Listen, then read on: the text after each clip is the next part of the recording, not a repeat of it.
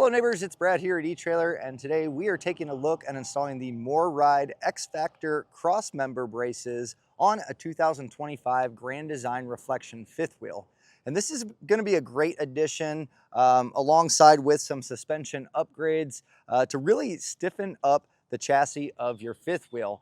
These are built really well inside, but when you start looking at the amount of weight that the frame carries, it's really just a metal box. And unfortunately, all that suspension kind of just sits on tabs that are welded on there. So you do get a little bit of side-to-side movement, a little bit of lateral, and these braces are going to do a great job of tying that all together right at the suspension points. So these are something that you're going to want to get for each individual mounting point where you have a wet bolt. So today on a tandem axle, we have 3 cross members that we put in. They're super easy to get installed and have been proven to really maintain the frame and rigidity of it long term, protecting the lifespan of your trailer. So let's take a closer look at it. We'll take this in the shop, and I'm going to also show you how to get them installed. It's pretty simple to do, but I also understand that not always do you have a chance to jack up your trailer. Maybe you're in a gravel lot. Maybe it's just not an even place to do it. You don't have the tools, the time, or the place to do it. I totally get that. We're lucky enough to have the shop to be able to do this, but you can find a shop close to you to get this installed, as well as any other suspension components at the same time by using our dealer locator. You'll simply put in your zip code. You're going to find a list of shops that can tackle this for you, so you don't have to worry about the installation, and you can be out on the road enjoying your new towing experience. Speaking of that installation, let's take a look at that now.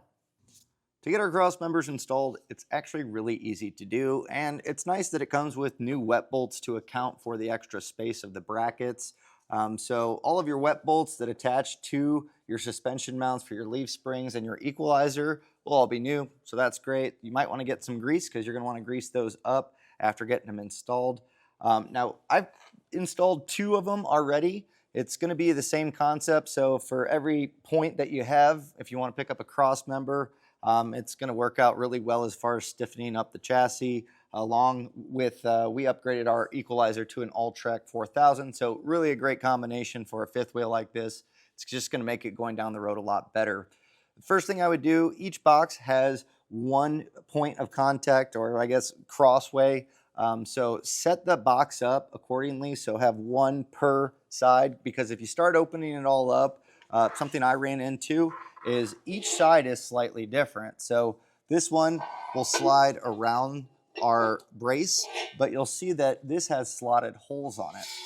So this is specifically meant for this side. The other side is just going to be drilled out holes in the center, and the bracket is slightly different. So if you start mixing and matching and separating the kits, it's very possible that you'll have to swap one of these brackets out. Ask me how I know. So pretty easy overall. First thing is going to be get your trailer to a point where you can get the wheels and tires off. Something else that I do is I put just a bottle jack or a floor jack on each of the axles. That'll really help keep it from moving and making it easier to keep those bolts in. But if it does shift, don't be surprised. It's nice to have those jacks there to kind of slowly raise it in place. That way it's nice and easy to get the hardware in. So first step is going to be lay everything out.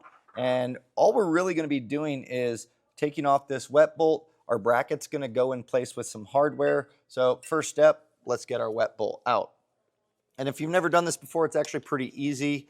We're not going to be reusing these just because the longer wet bolt does account for our bracket. So if you wanted to salvage these, or just really the best way to get wet bolts out is going to be having a wrench on the back side of the spline. So where your Zerk fitting is, that's where it's splined. You want to make sure it's not spinning around. So I have a 13/16 wrench that I'm going to hold in place. And then on our nut, I'm going to back it off with a 3/4 inch socket. I'm not going to completely remove it because we're going to be using that nut as a way to hit the stud out.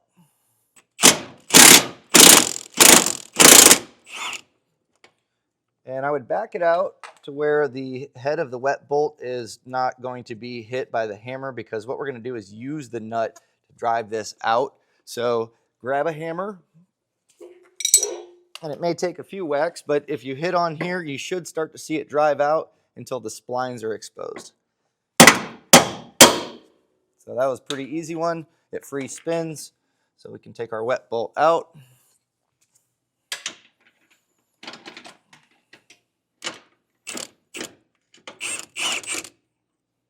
and it should slide out without any tension. If you are having tension, then you can use that floor jack to move the axle a little bit.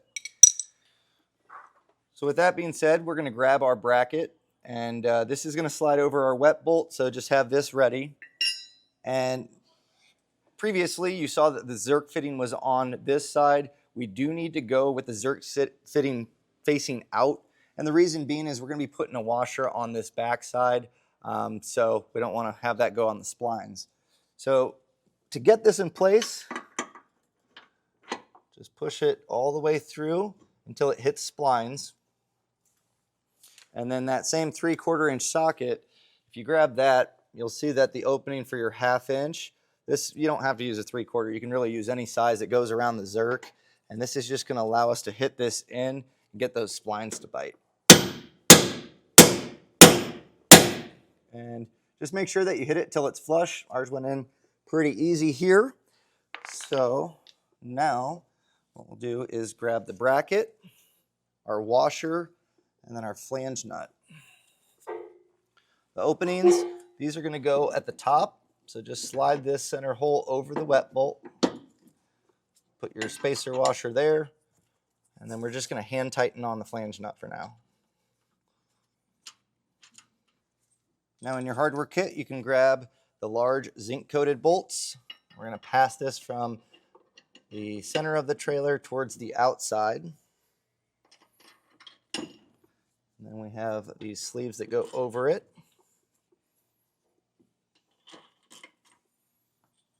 We then have our brace and 2 small zinc coated flange nuts. We'll just hand tighten these on for now. Now the bracket should be pretty well centered up. I kind of just go off the bottom side to make sure that it's flush with our suspension mount. And at this point we can torque down our bolt. Torque settings are going to be found in the instruction manual, and throughout that process you can snug it down before. Try not to use, once you get it to bite, don't use an impact on it anymore because it can round out that hole. And as I mentioned, that's really just going to degrade the wet bolt and our mounting point here. So the goal is to get this snugged down and torqued, but if you need to, put a wrench on the Zerk fitting side as you torque it down. Okay. Now with that bolt torqued, now we're going to go to our zinc hardware.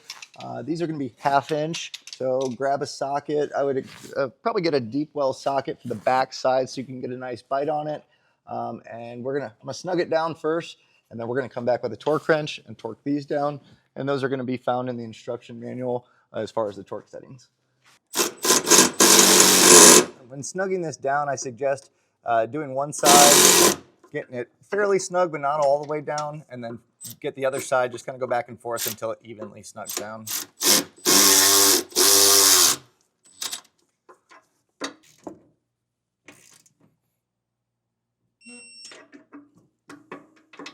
Now with our hardware, something I'll point out, you've probably noticed if you're installing this, but they do a really good job of plastic wrapping this onto a spot that shows you where the hardware is. It keeps it nice and organized throughout the process.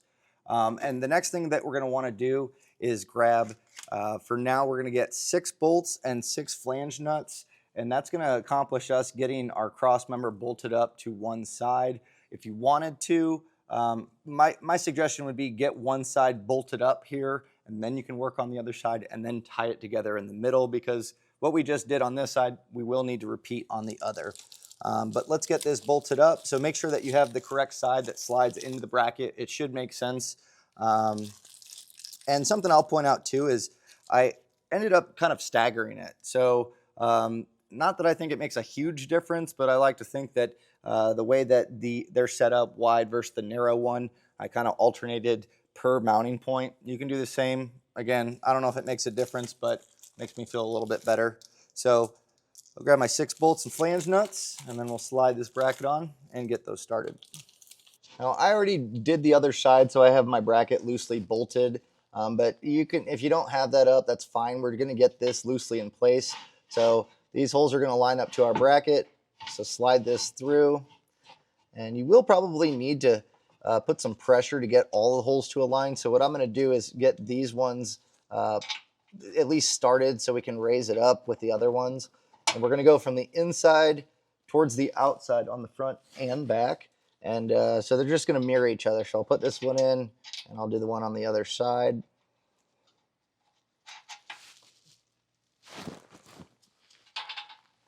And as I mentioned, you will have to probably shimmy this around to get everything to align perfectly.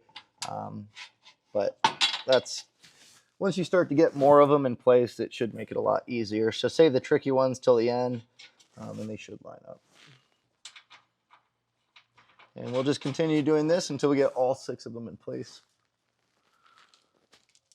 Now, leaving that hardware loose for now is going to make it to where we can get this all aligned. So go ahead, you can get your other side done.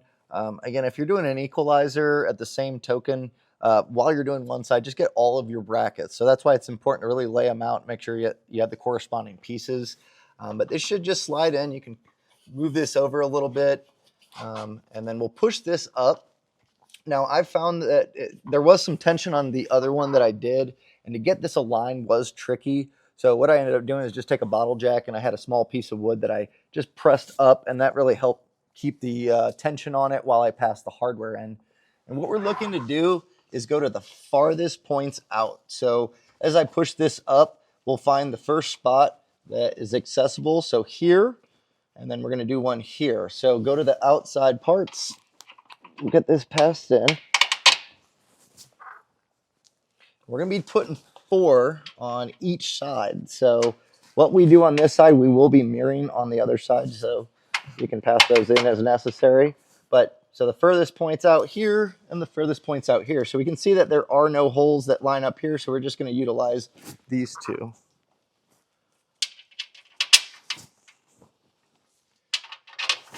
And then we'll get our flange nuts just started. And as I mentioned, it's going to mirror it on the other side, so you can get the other 4 in place as well.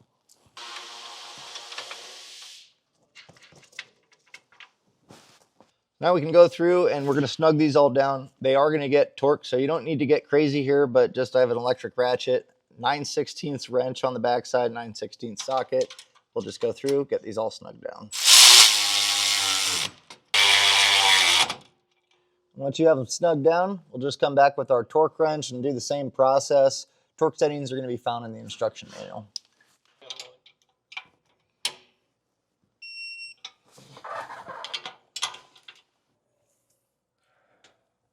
Now, as far as greasing, I generally go to the wet bolts and push it in, and you'll start to see some of it come on the backside here. If that's the case, then you're good. It should be all fully packed. So again, if you have your grease gun out, now's not a bad time to do your hubs and the rest of your wet bolts while you have this out. Now, one thing that you do want to be sure of once you have everything installed is making sure that your shackles are facing the proper way. It is very easy for these to flip, and that's going to cause everything to sit crooked, and it's not going to go down the road. It's not going to reset itself. So what I'd recommend doing is as you start to lower it, or just try to keep it all, in this position as you install it. But again, those jacks come into play. To get these to draw up, what you can do is use those jacks to kind of get these to rotate. A pry bar helps. And honestly, you can use a ratchet strap in between the axles to draw them together. Once it's kind of at this point, you do want to make sure that it doesn't flip as you lower it down. Once it hits the ground, should be fine. But again, make sure that your shackles are facing from the equalizer vertical up to the leaf spring and not flipped over with the leaf spring underneath it. Hopefully this video was helpful in getting your cross members installed. I think you're going to be really happy with them overall, and it's just really going to prolong the life of your RV. Now, during the process, if you watch the video on how to get them installed and I might have missed something, or was it helpful? Either way, if you have any input that you'd like to share, please leave a comment, maybe some pictures. That really helps us get these videos as best as possible for neighbors like you. That way you can tackle this at home as a DIY project, and your input really helps us. With all that being said, thanks for joining us for a look and installation of the MORryde X-Factor Crossmember on a 2025 Grand Design Reflection fifth wheel.